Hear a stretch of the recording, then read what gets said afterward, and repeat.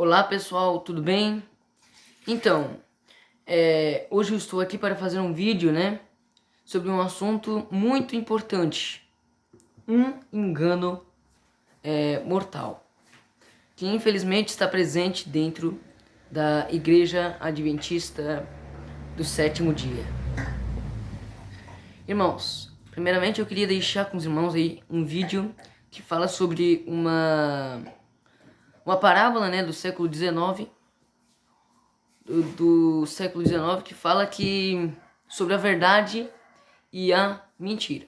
Fiquem aí com o vídeo, E depois vamos comentar, E começar o nosso estudo bíblico. A Verdade Saindo do Poço é uma pintura de 1896 e é de autoria de Jean-Léon Gérôme, escultor e pintor francês, e está ligada a uma parábola do século. Segundo essa parábola, em um belo dia, a verdade e a mentira se encontraram. E a mentira disse a verdade: hoje está um dia lindo, maravilhoso, não está?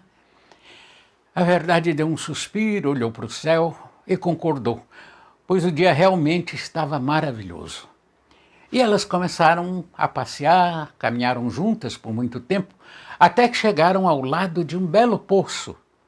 A mentira, então, experimentou a água e falou para a verdade: a água está ótima, que tal tomarmos um banho? A verdade ficou um pouco desconfiada, mas resolveu testar a água e descobriu que realmente a água estava muito, muito convidativa. E então elas se despiram e começaram a tomar banho. De repente, sorrateiramente, a mentira saiu da água, vestiu as roupas da verdade e fugiu. A verdade, quando percebeu, saiu do poço furiosa e correu tentando encontrar a mentira e pegar as suas roupas de volta. E assim saiu correndo nua pelas ruas, e a verdade ia abrindo caminho entre as pessoas que desviavam o olhar com desprezo, com raiva, com vergonha. E a pobre verdade, depois de muito correr, de muito procurar em vão por suas roupas, voltou ao poço nua e desapareceu para sempre, escondendo em suas águas a sua vergonha. E desde então, a mentira vive viajando ao redor do mundo, vestida com as roupas da verdade, satisfazendo as necessidades da sociedade, porque percebeu que o mundo não tem nenhum desejo de encontrar a verdade nua. Mas existe um outro final dessa parábola que diz o seguinte: a verdade, quando voltou ao poço, recusou-se a vestir-se com as roupas da mentira. E por não ter do que se envergonhar, a verdade saiu nua a caminhar pelas ruas e vilas. E é por isso que, desde então, aos olhos de muita gente, é muito mais fácil aceitar a mentira com as roupas da verdade do que a verdade nua e crua. Qual final você prefere? Então, irmãos, que vídeo, Apesar de ser apenas uma parábola, Ela tem muita relevância, para o tema que nós vamos estudar hoje sobre o engano mortal. Porque assim como muitos preferem acreditar na mentira travestida com roupas de verdade, no que na verdade do jeito que ela é, na verdade nua e crua do jeito que ela é, a gente tem que tomar muito cuidado com coisas que parece que é de Deus, mas não é. Então, eu quero que todos, por favor, acompanhem comigo o seguinte raciocínio. Leiamos primeiro um texto do Espírito de Profecia, claro, sobre este assunto. Mensagem de Escolhas, volume 1, página 401, por favor. Leiamos o que a serva do Senhor, inspirada por Deus, falou. Mensagens Escolhidas, volume 1, página 401. Se tiver o livro em casa, confira. Vai aparecer na tela aí, mas confira se tiver em casa, hein? Tem-me sido feita a pergunta: pensa que o Senhor tem qualquer nova luz para nós como um povo? Respondo que ele tem luz que para nós é nova. e todavia é preciosa a luz antiga que há de brilhar da palavra da verdade. Possuímos apenas os vislumbres da luz que nos há de vir ainda. Não estamos fazendo o máximo com a luz que o Senhor já nos tem concedido. E assim, deixamos de receber acréscimo de luz, não andando na luz que já foi derramada sobre nós. Então, irmãos, andemos na luz que já foi derramada sobre nós e não sigamos fábulas, né, e preceitos de homens. Porque a irmã White tem no outro vídeo, no anterior que eu fiz a esse, né, eu mostrei o vídeo, né, mostrei o texto, né, que fala sobre aquele texto que disse nos últimos dias, né, muitos se apostatarão da fé seguindo a espíritos sedutores, doutrinas de demônios, né? Porque eles já estão com a mente cauterizada. Então é por isso, né, que acontece isto. E agora nós vamos ver o que é a verdade, irmãos. O que é a verdade. Abramos a Bíblia, então, no livro de 1 Coríntios, capítulo 8. Eu estou aqui usando a versão Almeida, revista e atualizada, né? Mas qualquer versão vai falar. 1 Coríntios capítulo 8, versículo 4 ao 6. 1 Coríntios capítulo 8, versículos 4 ao 6. Leiamos o que o maior teólogo do Novo Testamento tem a dizer, né, sobre o assunto. No tocante à comida sacrificada a ídolos, sabemos que o ídolo de si mesmo nada é no mundo e que não há senão um só Deus. Porque ainda que há também alguns que se chamem deuses, quer no céu, quer na terra, como há muitos deuses e muitos senhores, todavia para nós há um só Deus, o Pai, de quem é tudo e para quem existimos, e um só Senhor Jesus Cristo, pelo qual são todas as coisas e nós também por Ele. Então, irmãos, observemos, né, este texto. Há um só Deus, não há três, não há quatro, não há cinco, há só um. Muitos dizem que nós somos...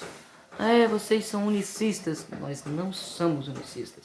Vocês são antitrinitarianos. Não somos antitrinitarianos. Nós somos antitrindade. Porque a trindade não está presente nas escrituras sagradas. Não está. Nós somos antitrindade.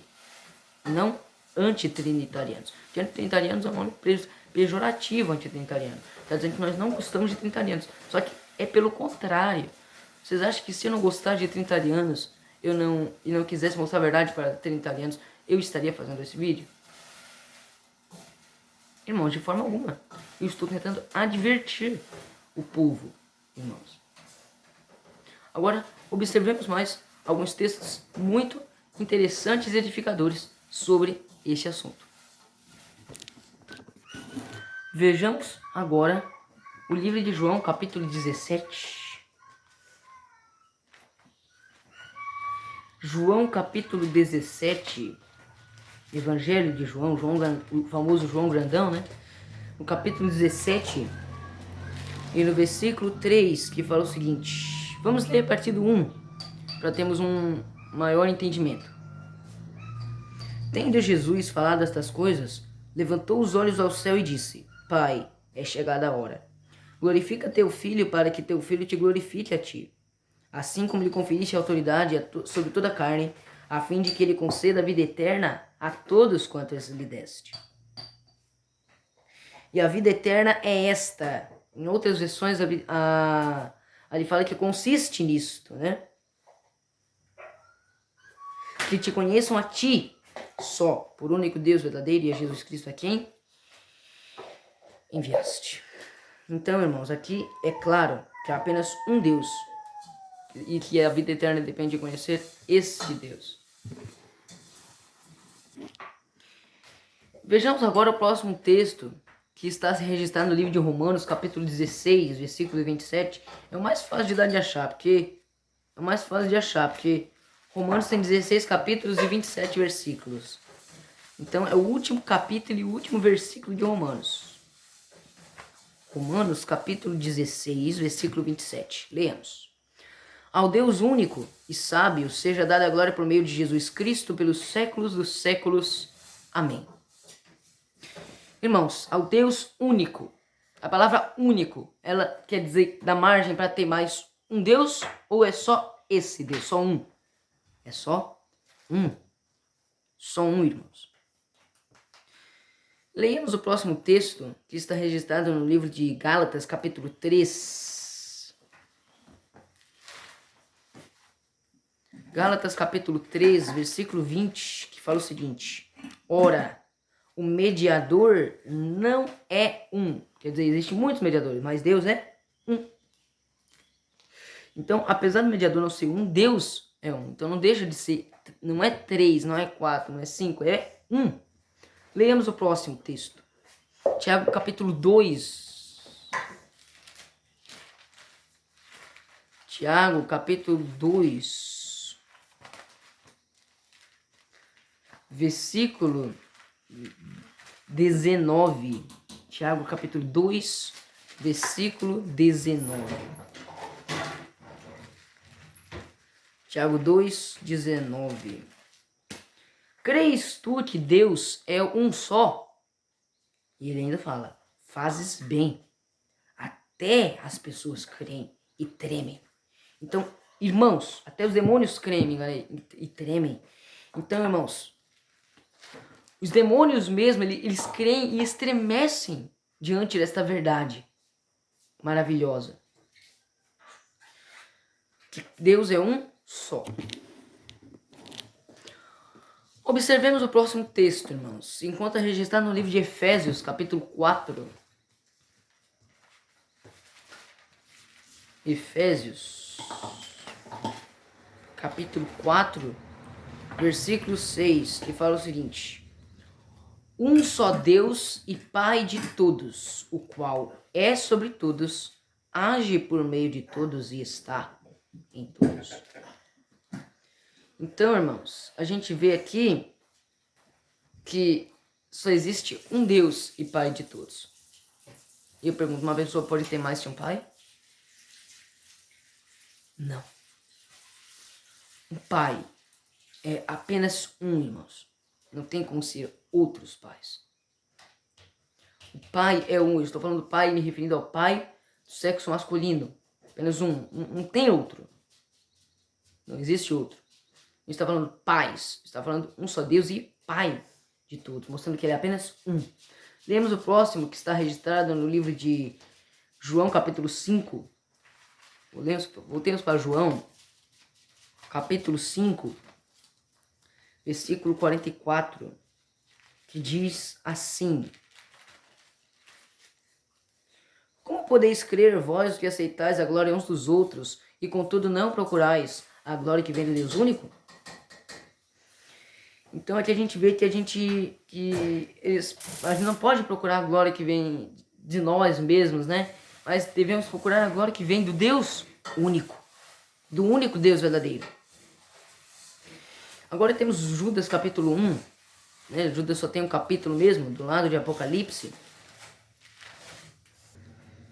Ao único Deus, nosso Salvador, leamos novamente. Ao único Deus, nosso Salvador, mediante Cristo Jesus, Senhor nosso, majestade, império e soberania, antes todas as eras e agora por todos os séculos. Amém. É muito bom esse estudo, irmãos. É muito bom esse estudo maravilhoso. A gente vê o amor de Deus, irmãos. Leamos agora um outro texto esclarecedor, irmãos, que fala sobre, né, Jesus ser o Filho de Deus. Provérbios capítulo 8. Jesus não é Deus, Jesus é o Filho. E não estou falando isto apenas de boca. Vou mostrar para vocês. Provérbios capítulo 8. Provérbios capítulo 8. É interessante, né? Os livros. Provérbios capítulo 8. A partir do verso 22. Do 22 ao 30. Leiamos. O Senhor me possuía no início de sua obra, antes de suas obras mais antigas. Desde a eternidade fui estabelecida. Desde o princípio, Antes de haver começo na terra, antes de haver abismos eu nasci, e ainda antes de haver fontes carregadas de águas, antes que os montes fossem firmados, antes de haver outeiros eu nasci. Ainda não tinha ele feito a terra, nem as suas amplidões, nem o princípio do pó do mundo, irmãos. Ele não tinha feito nada.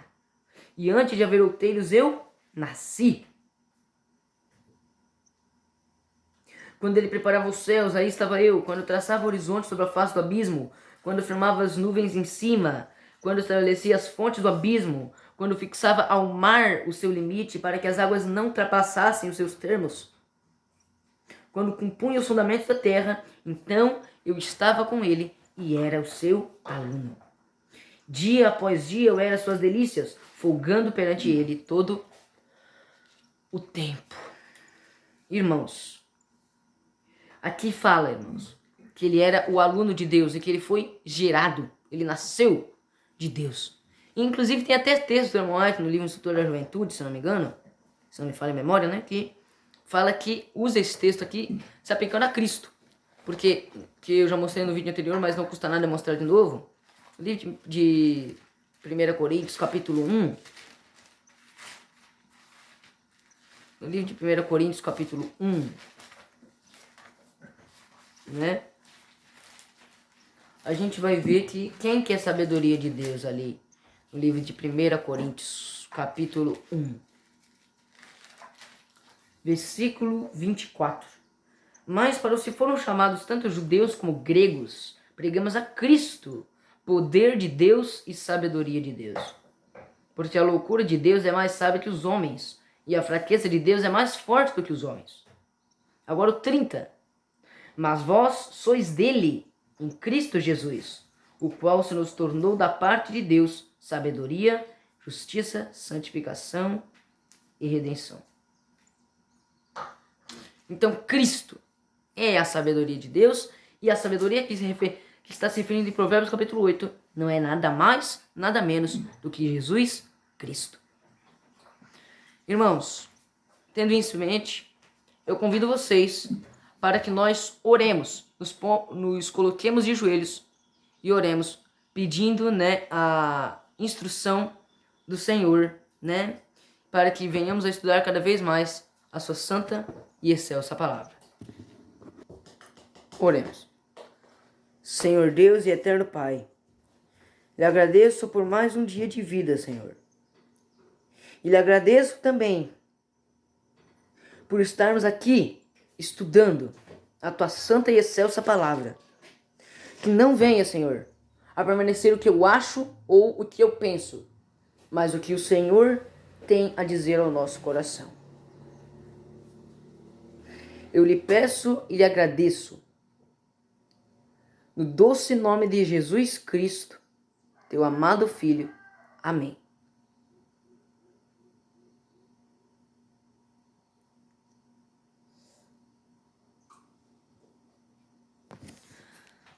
Não se esqueçam de se inscrever no canal e ativar o sininho para mais notificações. Amém. Que Deus abençoe cada um de vocês. Até breve.